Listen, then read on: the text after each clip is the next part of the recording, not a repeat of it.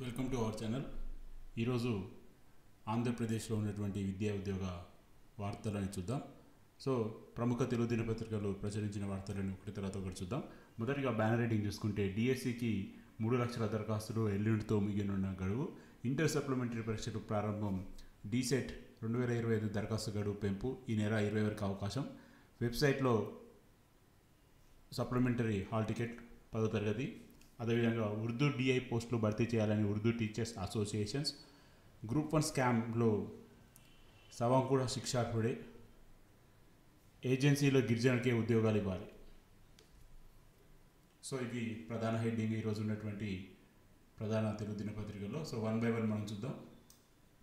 So ఇక న్యూస్లోకి వెళ్తే డిఎస్సికి 3,03,000 దరఖాస్తులు వచ్చాయని తెలిపిన విద్యాశాఖ డైరెక్టర్. ఎల్లుండితో ముగినున్న గడువు. ప్రభుత్వ పాఠశాలలో ఉపాధ్యాయుల నియామకాల కోసం విడుదల చేసినటువంటి డిఎస్సి 2025కి ఇప్పటివరకు 3,03,527 మంది దరఖాస్తు చేసుకున్నట్లు పాఠశాల విద్యాశాఖ డైరెక్టర్ విజయరామరాజు తెలిపారు. దరఖాస్తు ప్రక్రియ ఈ నెల 15తో ముగుస్తుందన్నారు. చివరి రోజు వరకు ఆగకుండా అభ్యర్థులు త్వరితగతిన దరఖాస్తు పూర్తి చేసుకోవాలని సూచించారు. సో డిఎస్సి గడువు మరో 2 రోజుల్లో ముగియబోతున్నది. ప్రస్తుతానికి అయితే 3 లక్షల పైగా అప్లికేషన్లు వచ్చాయి. సో రానున్న 2 రోజుల్లో దాదాపు 20,000 నుంచి 50,000 వరకు దరఖాస్తులు రావచ్చు అని చెప్పేసి అంచనా. చూడాలి మరి ఏం జరగబోతుంది అన్నది.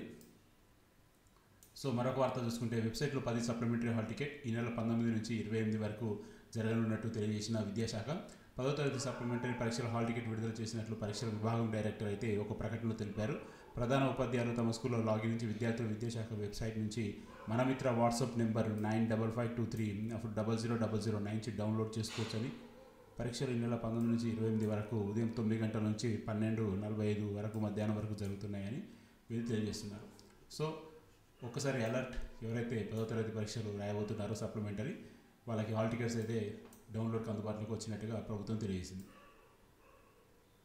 సో మరొక వార్త చూసుకుంటే డీసెట్ 2025 దరఖాస్తు గడువు పెంపు ఈ నెల 20 వరకు అవకాశం. డిప్లొమా ఇన్ ఎలిమెంటరీ ఎడ్యుకేషన్ 2 ఏళ్ల కోర్సులో ప్రవేశాలు ఉద్దేశించిన డిఈసెట్ 2025 దరఖాస్తు గడువును పాఠశాల విద్యాశాఖ పొడిగించింది. ఆన్లైన్ దరఖాస్తు ప్రక్రియ ఈ నెల 8వ తేదీ ముగియ గడువును 20వ తేదీ వరకు పొడిగించినట్లు సెట్ చైర్మన్ ఒక ప్రకటన తెలిపారు. వచ్చే నెల 2, 3 తేదీలో ప్రవేశ పరీక్ష నిర్వహించినట్లు చెప్పారు. సో డిఈసెట్ ఎవరైతే అప్లై చేయలేదో వాళ్ళకైతే ఒక గుడ్ న్యూస్ అనే చెప్పుకోవచ్చు. ఎందుకంటే ఈ నెల 20 వరకు అప్లై చేసుకునే అవకాశం అయితే వాళ్ళు కల్పించారు. సో మరొక వార్త చూసుకుంటే ఉర్దూ డిఐ పోస్టులను భర్తీ చేయాలి ఉర్దూ టీచర్ అసోసియేషన్స్.